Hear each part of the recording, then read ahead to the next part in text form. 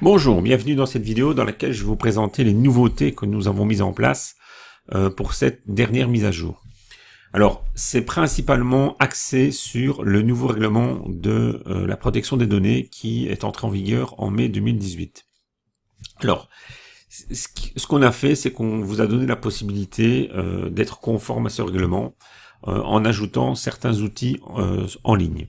Alors pour ça, pour les découvrir, vous allez ici tout en bas à gauche du menu, CGU et RGPD. Alors RGPD, c'est le règlement général de la protection des données. Et donc, vous pouvez maintenant insérer une politique de confidentialité et des conditions générales d'utilisation ou de vente sur vos formulaires. Alors, où est-ce que ça se trouve? Donc, j'ai pris ici un formulaire test. Donc, ici, tout en bas, on a un lien cliquable qui ouvre une nouvelle page et dans laquelle vous allez pouvoir ajouter vos conditions générales et votre politique de confidentialité. On a aussi fait en sorte que les formulaires soient utilisables avec la nouvelle réglementation. C'est-à-dire que on oblige les gens à cliquer ici pour pouvoir s'inscrire à vos événements. Alors, pourquoi ça? C'est parce qu'en fait, dans le règlement, il est indiqué que on doit montrer un accord positif par rapport à une inscription. Et donc, on a souhaité rendre cet accord positif en cliquant sur une case. Ça permet aussi, dans d'autres mesures, de diminuer les courriers indésirables qui pourraient avoir lieu sur un formulaire. Donc, en cliquant ici, voilà, le bouton s'affiche et vous pouvez, donc les gens peuvent s'inscrire. Une autre chose que nous avons mise en place aussi, c'est un mail par défaut pour les inscrits manuels. C'est-à-dire que vous pouvez inscrire des gens vos clients dans Clientéo sans forcément passer par ce formulaire en ligne que je viens de vous montrer.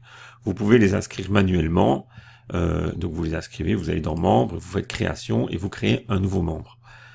Et donc nous avons mis en place un système de mail par défaut qui n'est pas obligatoire. C'est-à-dire que si vous remplissez le titre et que vous mettez un texte, eh bien, ce mail sera envoyé par défaut à tout nouvel inscrit que vous allez mettre sur votre base de données.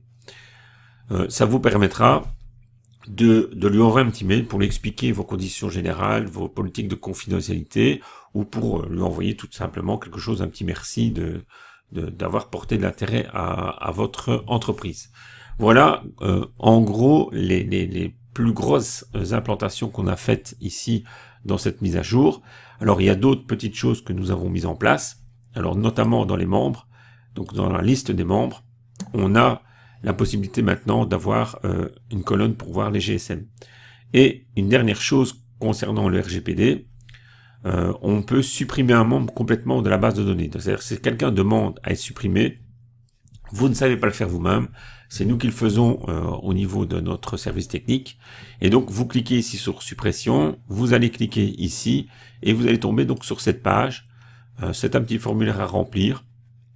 Et il suffit de vous remplir donc votre nom à vous, votre adresse de messagerie que vous utilisez pour la connexion à votre compte, l'idée du membre, le nom, l'email du membre, un petit message. Et donc, nous allons ensuite supprimer ce membre de la base de données s'il ne souhaite plus du tout faire partie de votre base de données.